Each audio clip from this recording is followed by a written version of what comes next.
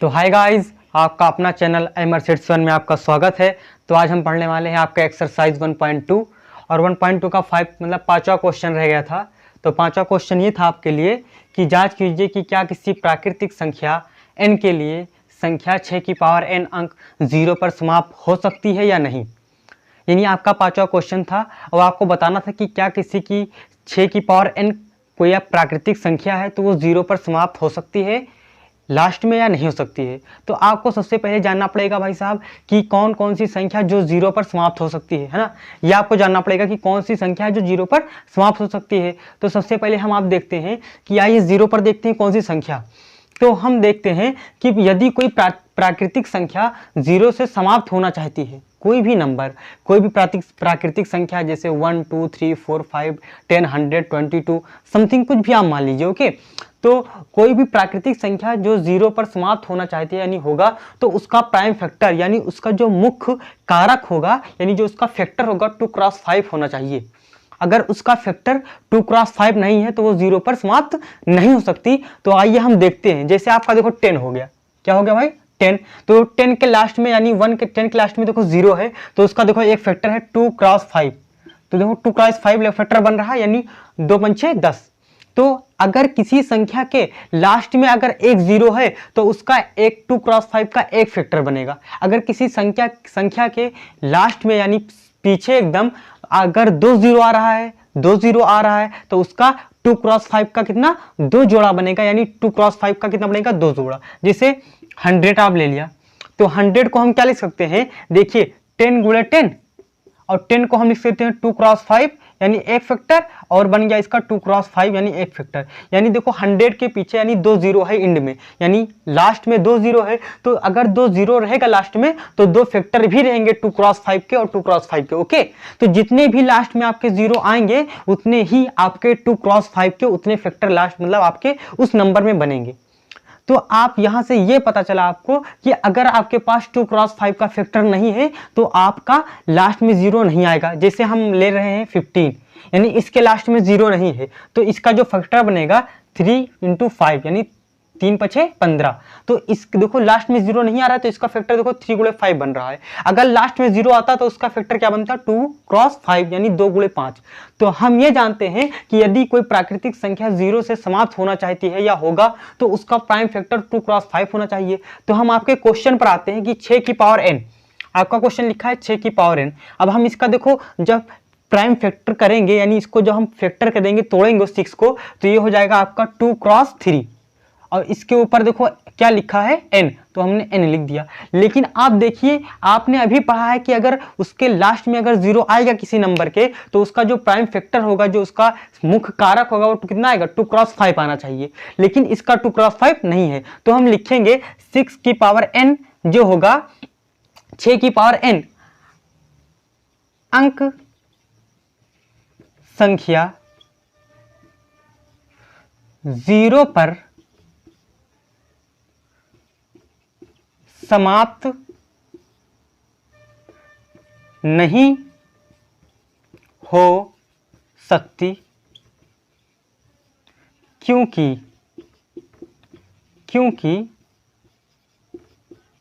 इसका 2x5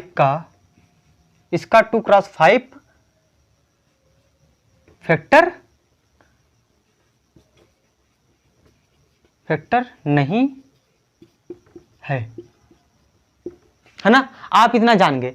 अगर किसी भी संख्या का 2x5 का फैक्टर नहीं बन रहा है तो उसके लास्ट में 0 नहीं आ सकता। ये आप एक पॉइंट बनाकर रख लीजिए।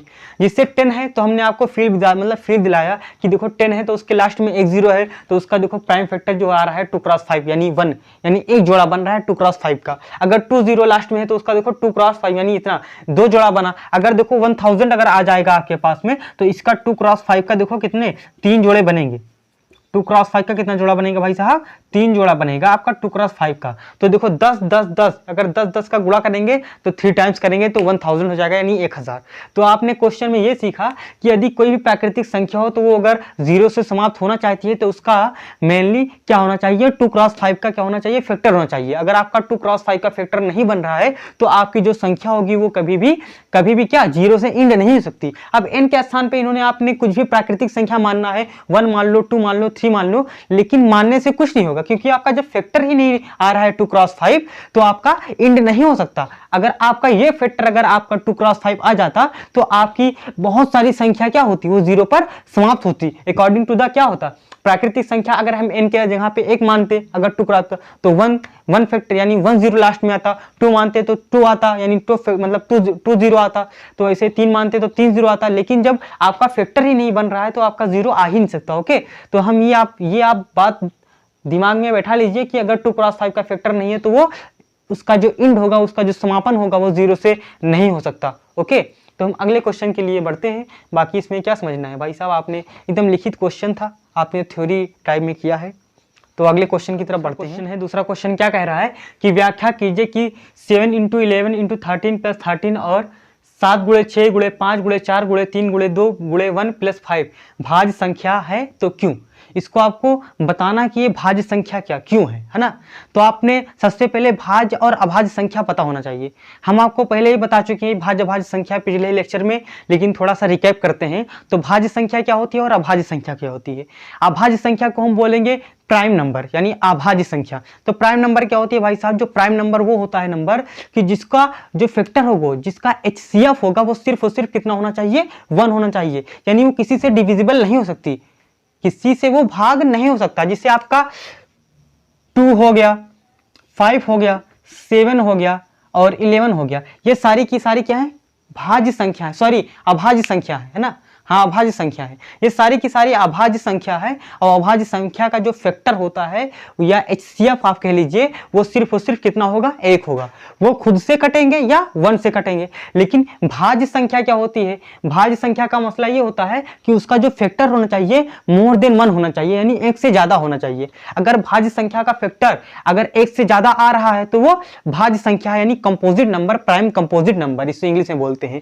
अगर 1 से ज्यादा नहीं है यानी 1 आ रहा है तो वो अभाज्य संख्या बन जाएगी। अगर 1 से ज्यादा फैक्टर आ रहा है तो उसे बोलेंगे प्राइम कंपोजिट नंबर, यानी आपकी भाज्य संख्या है। ओके, तो भाज्य संख्या क्या है भाई साहब, जिसका फैक्टर 1 से ज्यादा आना चाहिए, यानी 1 से ज्यादा आना चाहिए, मोर देन 1 फैक्टर हो, उसे क्या बोलेंगे, भाज्य संख्या है बोलेंगे। तो आइए हम देखते हैं आपके क्वेश्चन के अनुसार। आपका क्वेश्चन पहला है 7 × 11, 11 × 13 + 13 आपका पहला क्वेश्चन है। हमने यहाँ क्या करना है, 13 कॉमन कर लेना है। 13 यहाँ से कॉमन जब करेंगे तो ये आपका बन जाएगा 7 × 11 और यहाँ से 13 कॉमन हो गया तो यहाँ बचेगा 1, तो 7 × 11 + 1 बचा। अब ये आप भाई गुणा करा दीजिए, गुणा कराएंगे तो यहाँ 11 × 77 और +1 तो ये हो जाएगा 13 × 77 में क्या हो जाएगा, 78। तो आप अब डायरेक्ट कह सकते हैं जो इस नंबर का जो फैक्टर आया वो 1 से ज्यादा आया कि नहीं आया। अब देखो हम 78 का भी फैक्टर कर सकते हैं, लेकिन आपको हमें बताना है कि ये भाज्य संख्या है कि नहीं है। तो देखो 1 से ज्यादा फैक्टर आया, 78 का भी फैक्टर करेंगे, यानी ये भी छोटे छोटे पार्ट्स में क्या होगा, टूटेगा, बटेगा। तो हमने ये सीखा है कि भाज्य संख्या क्यों है और कैसे है।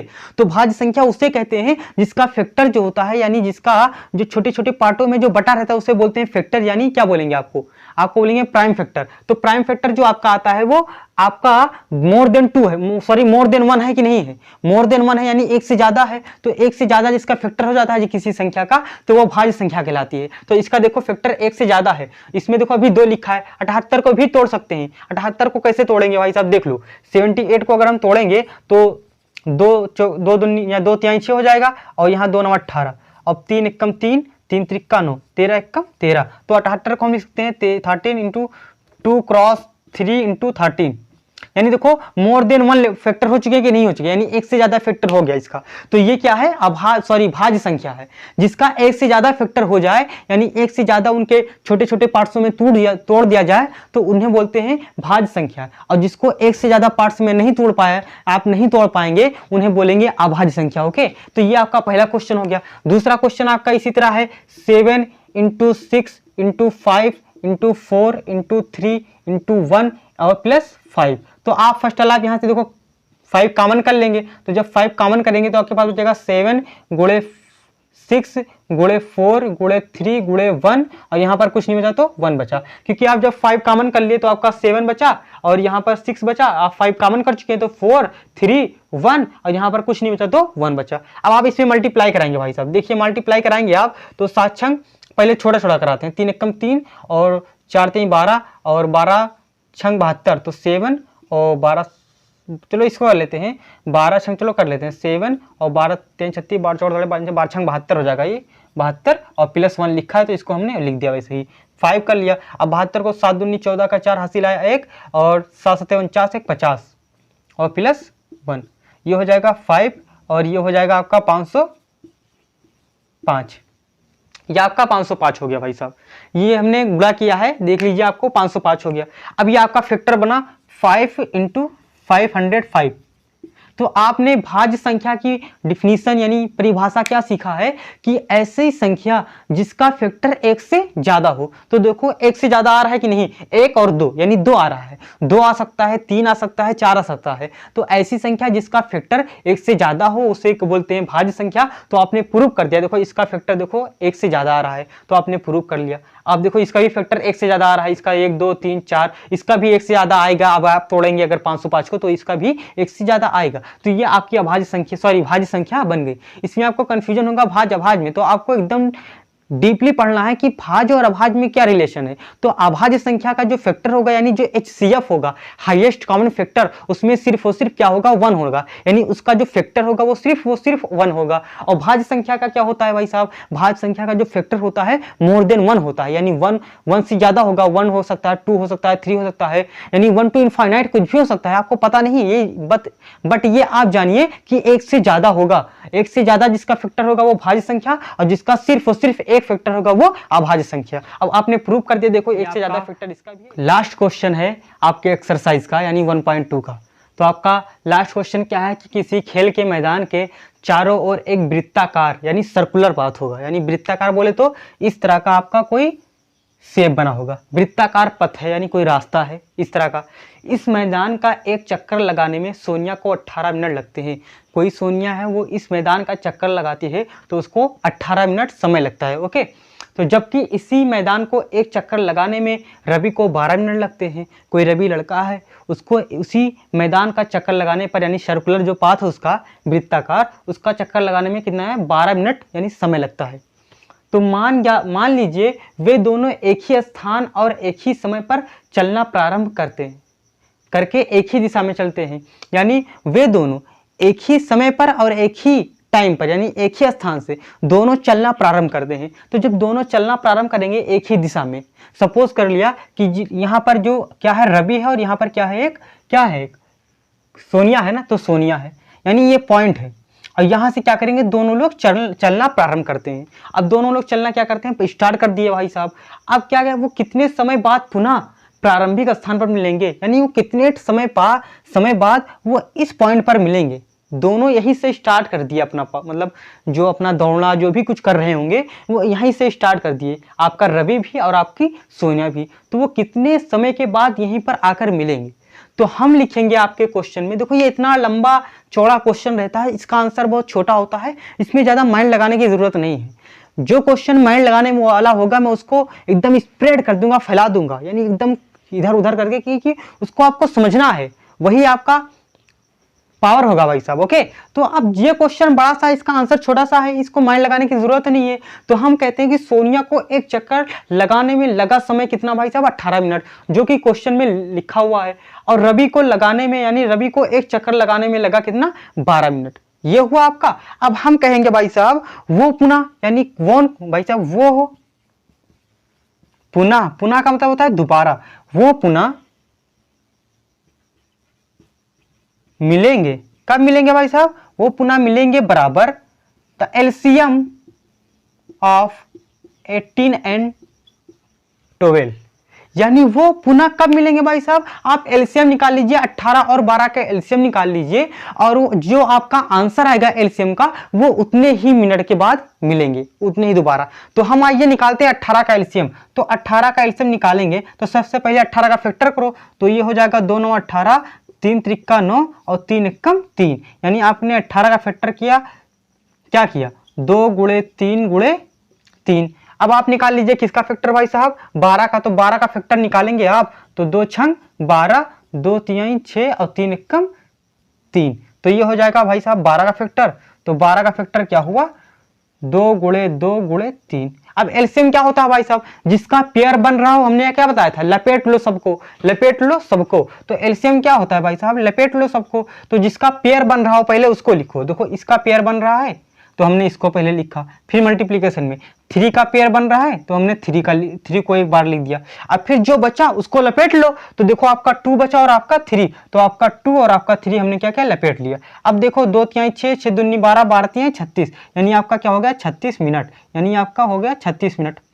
तो आपका जो आंसर आया वो कितना आया 36 मिनट। तो लिखेंगे वो पुनः दोबारा मिलेंगे भाई साहब, वो पुनः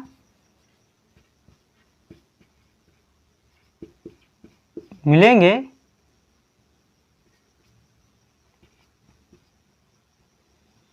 एलसीएम ऑफ 18 एंड 12 बराबर 36 मिनट। ओके, यानी वो पुनः दोबारा कब मिलेंगे भाई साहब, वो पुनः मिलेंगे दोबारा द एलसीएम ऑफ 18 एंड 12 का जो कितना आया 36 आया, यानी 36 मिनट बाद वो आपको दोबारा उसी पॉइंट पर मिलेंगे।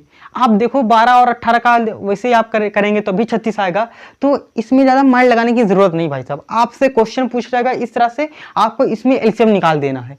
अब आप कहेंगे भाई एलसीएम कब निकालेंगे, हम एचसीएफ निकालें, तो वो सब धीरे धीरे आप समझेंगे कि एचसीएफ क्यों निकालेंगे, एलसीएम क्यों निकालेंगे। ओके, तो ये आपका लास्ट क्वेश्चन था।